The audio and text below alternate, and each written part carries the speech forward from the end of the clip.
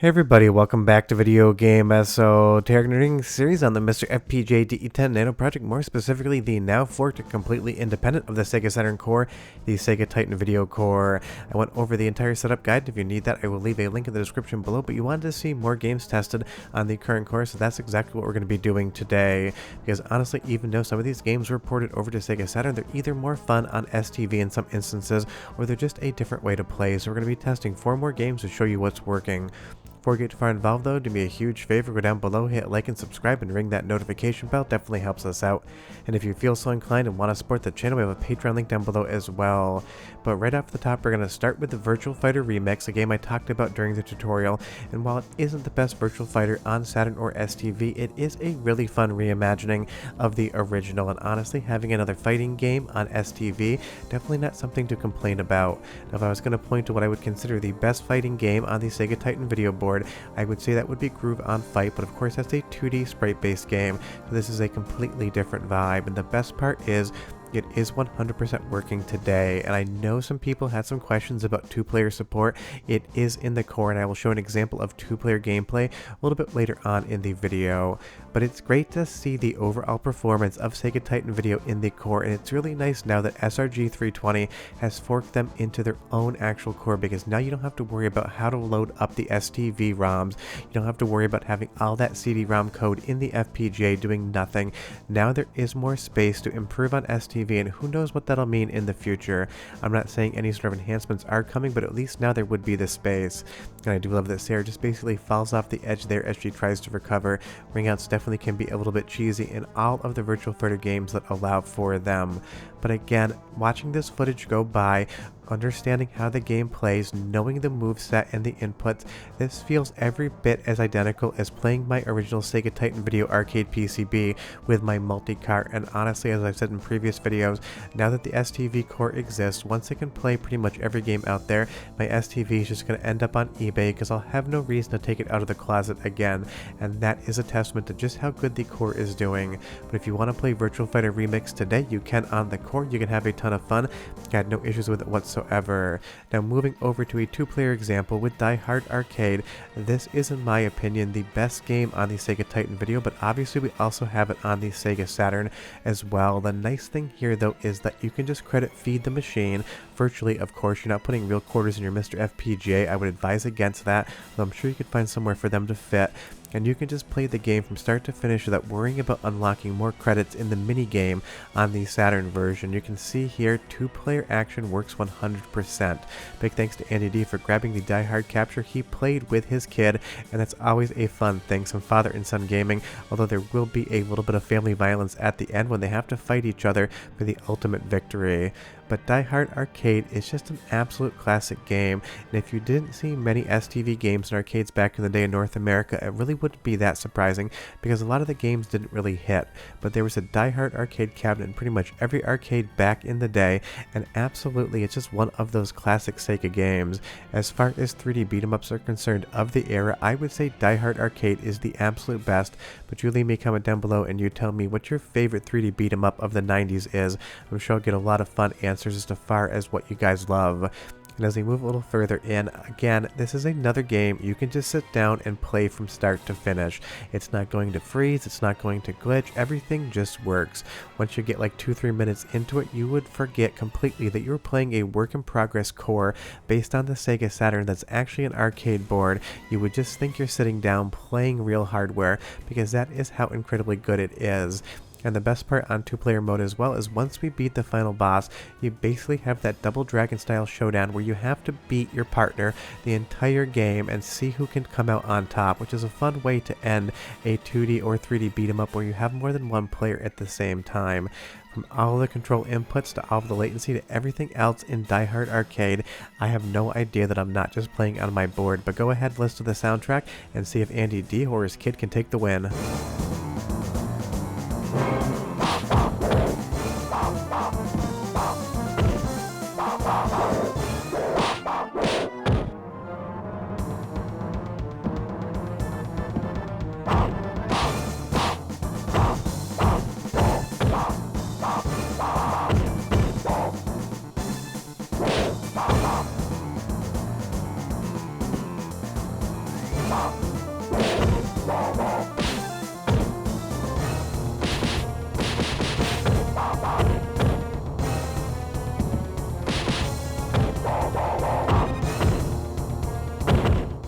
Sounds exactly like it should to me, but moving on to another fighting game that does have 3D combat. This is Funky Head Boxers, and when I say this is one of the strangest games on the Sega Titan Video, I 100% mean it. It is a 3D boxing game, and honestly it is a ton of fun, but it's the presentation style that really makes this game stand out, because every single boxer just has a cube as a head with all of this texture mapping on it, all these different animations when they're hit. It definitely is a vibe. You might love it, you might hate it, but it is a ton of fun mechanically. All of the inputs are quite unique, and when you actually get good at this game, it can be a metric ton of fun. And as a two-player game at your next party night, definitely something that you should load up. It has such a strange thing going on as far as the graphics are concerned. Basically feels half like Balls, the fighting game, and half of just a cube-headed beat fest. And honestly, I'm not sure why Sega decided to make it in the first place, but I absolutely love that it does exist, and I love that the referee's head spins around to do the count on that cube. And this is another game that seems to be working exactly as I expect it to on the Sega Titan Video Core. Now do be aware that right now there are some games that just don't work in their entirety, and there's other games that are going to have some issues. I'm just showing you games on this testing list that are going to work, that I know you can sit down and have fun with, and Funky Head Boxers here is definitely one that you can just sit down and enjoy. And trust me, like I said, it is just an absolute vibe, one of these stranger Sega games out there, and I love that the referee basically shrinks down into nothing when he actually finishes up his count. And you'll see I was able to win the first match, but this game does actually get deceptively difficult when you're playing around with it. We're at the World Heavyweight Championship here, and this dude is just going to absolutely decimate me. Timing in this game is super important. How you move the arcade stick around is going to charge up some shots. In some strange ways, it kind of feels a little bit like a precursor to Bariki 1 on the Hyper Neo Geo 64, and how it controls a little bit. I wouldn't say that's super consistent, but it is something that reminds me of it. And if you are looking for a Sega Titan video game that you probably haven't actually played before, then definitely check this one out. It works. You can play from start to finish, and there really isn't anything else out there like it. Now moving over to another awesome game that of course came over to the Saturn, but started off on STV, you have Winter Heat from Sega Sports. This is basically the Winter Olympics without the license. You have a ton of different mini games, and again, this is pure arcade gaming action gold. It is just such an intense challenge. Every single event has a different control scheme. You need to learn them, and you need to get good at beating buttons like they owe you money if you're ever going to win at this. But trust me, like pretty much every other arcade game, it's deceptively simple, incredibly difficult to master, and you think you're going to play for 10 minutes, and suddenly 2 hours have gone by. And this again is going to be another awesome two-player game, and that's the best thing about the STV. Pretty much every game on it is going to have two-player mode, so you can compete against your friends. And this is another one, if you've never played it before, I can't stress enough just how incredibly fun it is. It is simple to learn, but the depth in here really does get complex, and it's got an awesome soundtrack as well. So go ahead and listen for 35 seconds, and I'll be right back with more.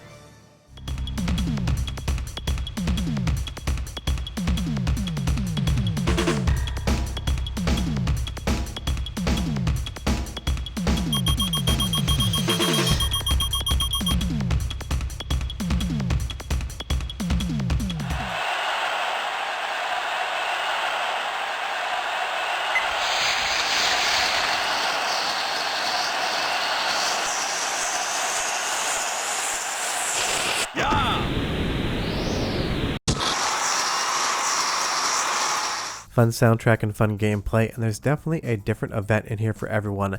This is speed skating, and you just need to basically beat a button for 50 seconds, so much that your finger is going to hurt when you're done. But don't start too early, or else you're going to fall 2 faults and you disqualify yourself from the event. And you'll see there the world record is 46 seconds, and you see my speed meter at the bottom left hand corner of the screen.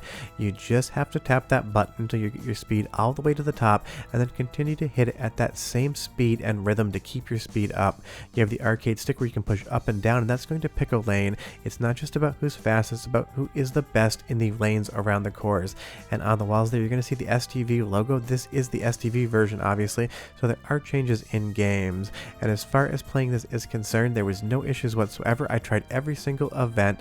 I was able to complete every single one of them. And again, this is your party night game. So many of the STV games are multiplayer based, and you can just load them up and have an absolute blast with them. But remember, you might get carpal tunnel after playing a game like this, because you're going to press the button probably 200-300 times just trying to get around this course. I was getting close to getting a first place finish, but unfortunately in this last turn here, I just did not do a good job of it. But honestly, the big takeaway and the best game on the most recent STV cores has got to be Die Hard Arcade. I do think it is the best 3D beat 'em up Sega ever made. It is just Hall of Fame first ballot good.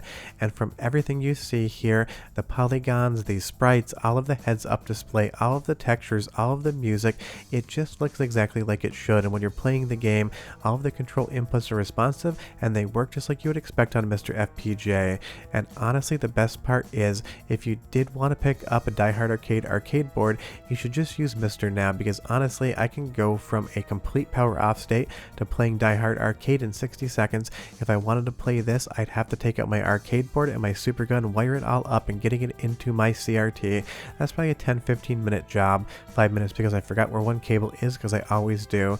And honestly, this is just my preferred way to play. And as another 2-player game on the STV, it's just absolutely a straight up 10 out of 10. But if you want to see me test more games on STV, leave me some recommendations down below, and if they're working, I will definitely check them out. But trust me, STV is ready to play, so definitely check it out. But I'll see you guys next time. Bye bye.